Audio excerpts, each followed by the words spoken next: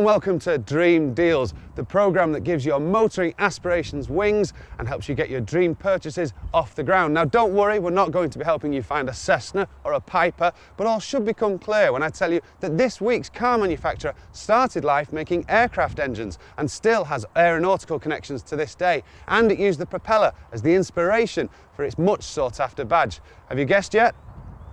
It's BMW. The origins of BMW can be traced back to 1913, when a man called Carl Friedrich Rapp formed Rapp Motor & Werk in a suburb of Munich. Rapp, a former aircraft engineer, wanted his company to specialise in aircraft engines, but soon realised his engines were problematic as they suffered from excessive vibration. And as anyone will tell you, excessive vibration is a bad thing. Luckily, Gustav Otto, another local aircraft specialist, had set up making small aeroplanes, and in 1916 the two companies merged to form the Bayerische Motor & Werken, or in non-hurdy-gurdy, the Bavarian Motor Works, or in shorthand, BMW. Combining the two men's technical knowledge proved a winning formula, and in 1917 the company's first aircraft engine went into production. By 1919, a redeveloped engine was winning awards, powering Franz Zeno Diemer to an altitude record of 9,760 metres. In 1919, the Treaty of Versailles prevented BMW from making any more aircraft engines, so they turned their attentions to making air brakes for trains. The following year, the now famous BMW logo was introduced, based around the circular design of an aircraft propeller. Little wonder, really. Have you ever tried designing anything around an air brake? 1928 saw the production of the first BMW car. Known as the Dixie PS, it was built under licence from Austin and was essentially the same model as the US Bantam and Japanese Datsun. The first Dixies used a 743cc four-cylinder engine producing 15 horsepower with a top speed of around 50 miles per hour. No high-tech speed limiters needed here then. The Dixie was a successful car though, and by 1930, after some redevelopment including four-wheel brakes, the Dixie recorded its first motor racing victories. The following year also marked the introduction of the 303 Saloon, a car which featured for the first time BMW's inline six-cylinder engine, an engine that's still widely used by BMW today. It also saw the introduction of the twin kidney-shaped radiator grilles, again another standard feature today. But BMW's success was short-lived. By the end of the Second World War, the company lay in ruins, with many factories either destroyed or dismantled, and a 3-year ban on any production activity introduced by the Allies. The first post-war model, introduced in 1951, was a disaster. Powered by a V8 engine, the 501 wasn't a wise choice for a country devastated by war.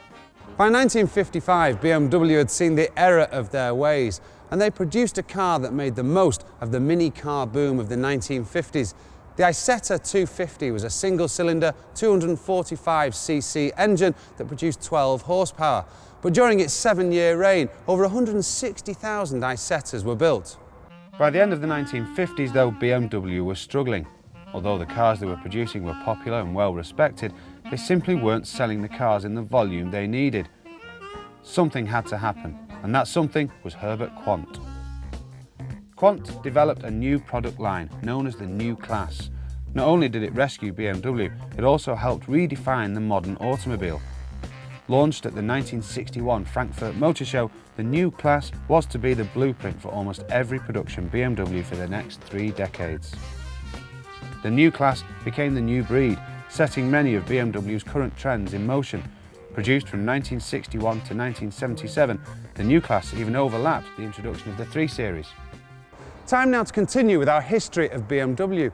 Earlier we saw the revolution begin, but how did it progress to become one of the world's favourite prestige manufacturers? After the success of cars from the New Class range and the 3 Series, BMW had confirmed themselves as manufacturers of great sporting saloons. In 1972 they decided to raise the stakes by producing a larger car, but still keeping the sporting pretensions of their smaller saloons. But the company weren't prepared to rest on their laurels, oh no. Alongside such staples like the 3 Series and the 5 Series, the company were developing limited edition performance cars, such as this, the rarer than rocking horse, the beautiful M1. The rarest of modern BMWs was manufactured from 1979 to 1980 by Bauer using an Italian-made space frame chassis based on the 1972 turbo concept car. The M1 was the first car produced by BMW Motorsport. Originally released in 1978, the M1 experienced production problems that kept it from international competition until the car was no longer competitive and it was scrapped. Giugiaro designed the M1 was all Italian in look and feel, but with a great BMW engine wailing away at the back. It had a 3.5 litre straight six engine developing 277 brake horsepower. It'd go 162 miles per hour and from 0 to 60 in 5.6 seconds. Impressive by today's standards. This was 1979. But what would become the most famous BMW ever, perhaps, and the archetypal status symbol of the 1980s was taking shape when launched in 1975. The 3 Series E21 model is regarded as the forgotten BMW and was the replacement for the 2002. But the first 3 Series proper, that most of us would recognise as a 3 Series, was launched in 1983. The E30 was basically an upgraded E21 rather than an all-new car, but included many of the same engines. Improvements included better front and rear suspension and a more modern design. But BMW's desire to keep their cars fresh and at the forefront of automotive design meant that an all-new car came along in 1990. The E36 became the benchmark by which all other small executive cars were judged, offering superior build quality, status and driver involvement that no other car in the class could compete with. The E36 was so good that it's still a popular car on the second-hand market today. So if you fancy some Bavarian auto barnstorming action, here's Ian Royal with the vital information.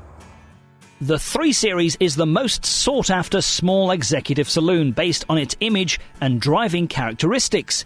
My car's a BMW 3 Series. I paid about £6,000 for it and it's probably worth about the same value now.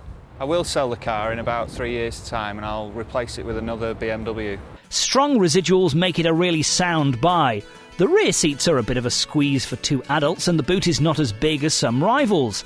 There are 6 engines, including 2 turbo diesels, but the base 316i is sluggish. The 6s are smoother and more urgent, starting with our favourite, the 320i. The top seller is the 318, with an improved new engine in 2001. Both the 2-litre and 3-litre turbo diesels are punchy and frugal. Parts are not hard to come by, and if you did need to replace, say, a grille, well, that comes in at £13. A lower gasket set, £73. Rod bearing, £43. A 1992 K-plate 320 coupe in good condition would set you back just over £3,000. Well, sadly that's all for part 1 of Dream Deals, but stay with us because in a couple of minutes we're going to be looking at the evolution of the 3 Series, the 7 Series and, wait for it, I get my hands on a Z8. Stick around.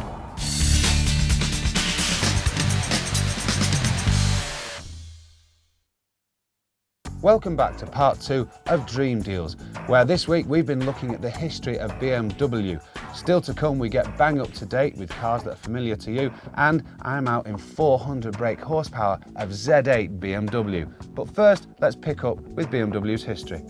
The 1980s saw more progression from BMW, with cars such as the 3 Series, 5 Series and 7 Series evolving into even faster, more technologically advanced versions. But in 1987, BMW introduced the Z1, their first 2-seater open-top roadster. The car's most notable feature is probably these doors. Uniquely, they slide down into the sills with the windows lowering, as the doors do too. Not entirely sure why, but it looks pretty cool. Building upon the success of the Z1 and with designer cues from the 1950s 507 Roadster, BMW tried their hand at the booming Roadster market with the Z3, launched in 1995. Debuting in the James Bond movie GoldenEye, the Z3 was originally available with a 1.9-litre 4-cylinder engine, but it was decided that this was capable of leaving you neither shaken nor stirred, and so a 2.3-litre engine was introduced. A couple of years later, BMW's M division were allowed to get their oily mitts on the Z3, and 2 cars were released to an unsuspecting public. The Z3M, with a 3.2-litre 240 brake engine from the previous M3, was quick and looked the part with wider track and flared arches. but the M Coupe looked like an evil offspring between a Scimitar GTE and the Batmobile with its long bonnet and short stubby rear. Sure, it was quick, very quick and great fun to drive, and was apparently designed with enough room in the boot for a set of golf clubs, or probably a cape and a set of tights. Perhaps there's room for that light that shines over Gotham City with the bat sign. Room for the boy wonder himself. All right, I'm being stupid, but you've got to admit, it's pig ugly. Now, if you're tempted by the idea of a BMW Roadster with its perfect combination of image and drivability, well, here's our man with the golden price gun, Mr. Ian Royal. The Z3 has always had the looks to turn heads, but its lack of raw power and poor handling has always been its Achilles heel. I love the retro styling, and I suppose that it's enough for some people to fall head over heels for it. I, on the other hand, like to be challenged from a sports car, and this BMW just doesn't do it for me. My car is a BMW Z3, and it was made in 1999. It's a model I've always looked at and admired, and it was when I went out and had a test drive that it was made the final decision for me. I paid just under £14,000 for it. I'm not sure if and when I would change it, maybe in about 4 years' time, but I wouldn't even think at the moment as to what I would change it for. I've got nothing in mind. I'm quite happy with what I've got. With a W plate costing around £13,000 and a convertible on a P plate which would set you back around £9,000. Now, if you have trouble with your Z3, which is unlikely as it is a BMW after all, a set of clutch discs are £79 or £53 second hand, pressure plates are £52, 15-inch steel wheels cost £49, and for the more flashy Z3 owner, 17-inch alloys, £273. The all-new BMW Z4 Roadster marks another highlight in BMW's new design strategy and sets new standards for premium roadsters. The new Z4 is a modern interpretation of all the classic Roadster features: a long and sweeping hood, a long wheelbase, short overhangs and a low seating position in a cockpit that is set back. The design of the car is all new and characterised by the intriguing interplay of convex and concave surfaces, hard edges and curves. The new body offers the Roadster aficionado not only a spacious cockpit with a design that echoes the sophisticated nature of the exterior, it also boasts a large luggage compartment, about 9 cubic feet, which is large enough for 2 golf bags, apparently. The soft roof comes with a heated glass rear window and neatly folds down for storage. Available with a choice of 2 high-torque inline 6-cylinder engines, the Z4 Roadster 3-litre injection with 225 brake horsepower and the Z4 Roadster 2.5 injection with 184 brake horsepower offer more than enough power to keep things interesting. The Z4 Roadster 3-litre injection is available with a choice of 6-speed manual or 5-speed Steptronic automatic, while the Z4 Roadster 2.5-litre injection offers a 5-speed manual or Steptronic automatic. The Z4's wide track, extremely low centre of gravity, optimum 50-50 weight distribution and very precise power steering help give the new Z4 its outstanding agility. Fade-free, high-performance brakes, standard run-flat tyres and dynamic stability control with an on-demand traction mode contribute to outstanding safety in all driving situations. You're probably wondering about now, what on earth is the big-eared buffoon doing now? He's wandering through a local Manchester airstrip on a programme about cars. You're probably thinking, or reaching the conclusion about now, that I've had one too many crash landings with my undercarriage up, too many parachute jumps without the parachute. And to a degree, you'd be right. The only flying I've ever done was when someone spiked a drink, and the less said about that, the better.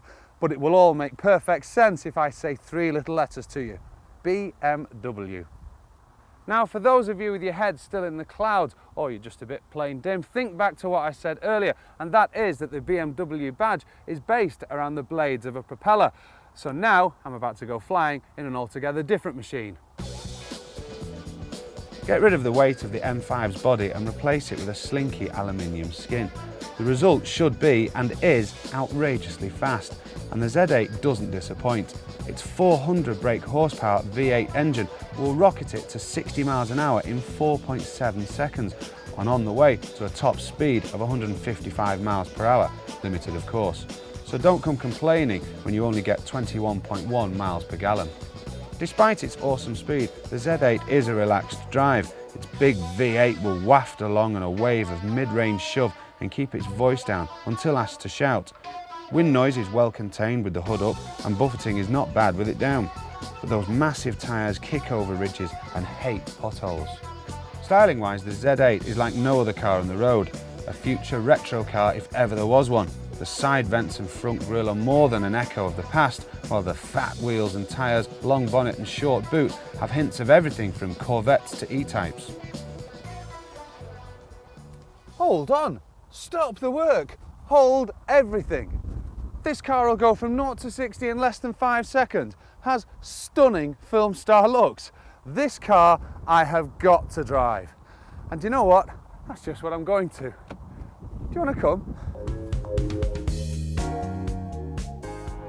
Now, because of this car's retro styling, you'd be forgiven for thinking that it might not be up to scratch technology-wise, but trust me, this car is as modern as they come. It's got all sorts of traction control gizmos that mean that when you've got your foot on the floor, the car's going to go where you want it to. And the engine control management system is second to none. It's also state-of-the-art when it comes to chassis and design. It's aluminium panelled on an aluminium space frame chassis, and it really is perfect. It's perfectly balanced. The huge engine, even though it's huge and sitting out front, is laid back towards the cockpit, which makes for near perfect 50-50 balance. And it means that this car isn't just for posing, it is a genuine true sports car. It's perfect.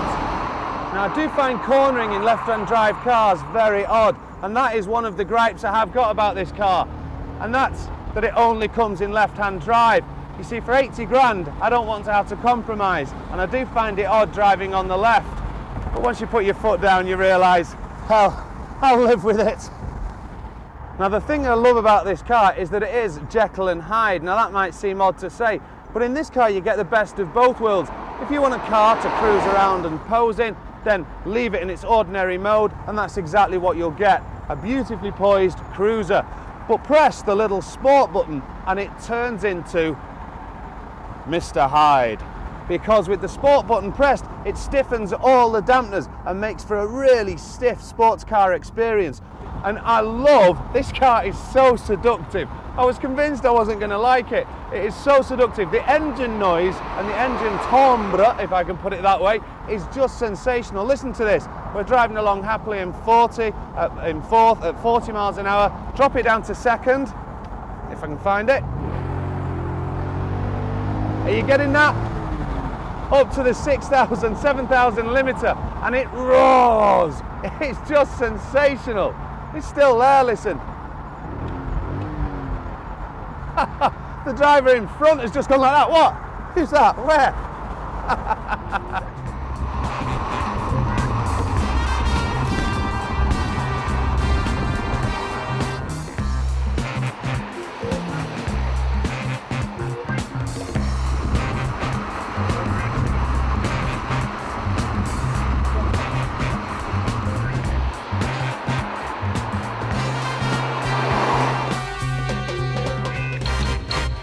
Now, there are very few cars that offer anything like the thrills and spills of flying a plane, but I reckon this Z8 must come pretty close. But it is 80 grand, and for that you only get a left hooker.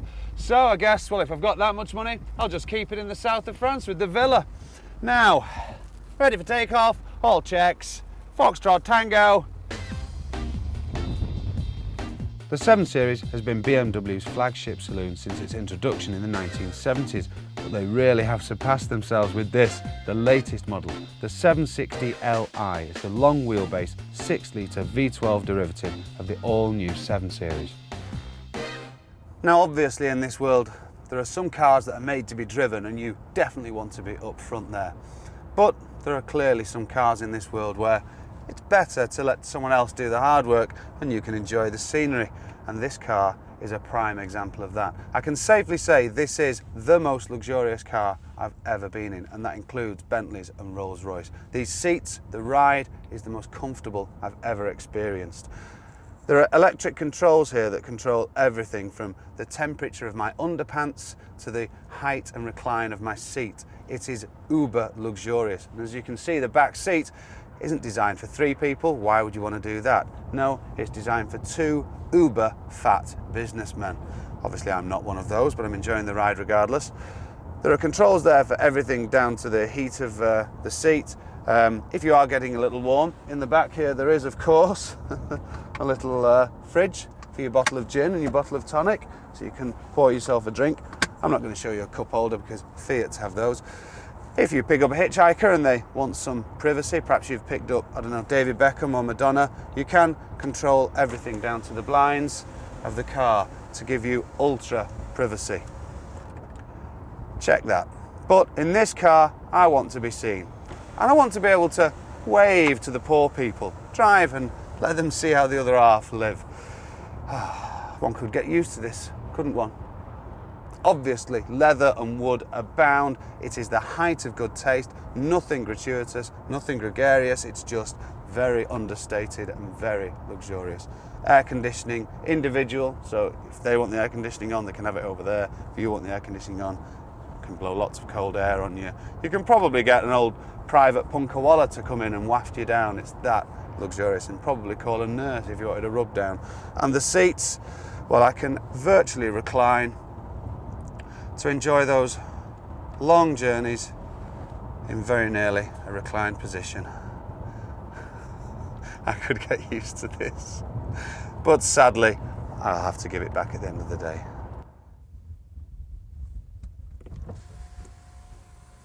That's all for this week's show. I hope you've enjoyed our look at dream deals from BMW, both past and present, and no doubt we'll have some more dream deals next week at the same time. We'll see you then. Drive on, Jeeves.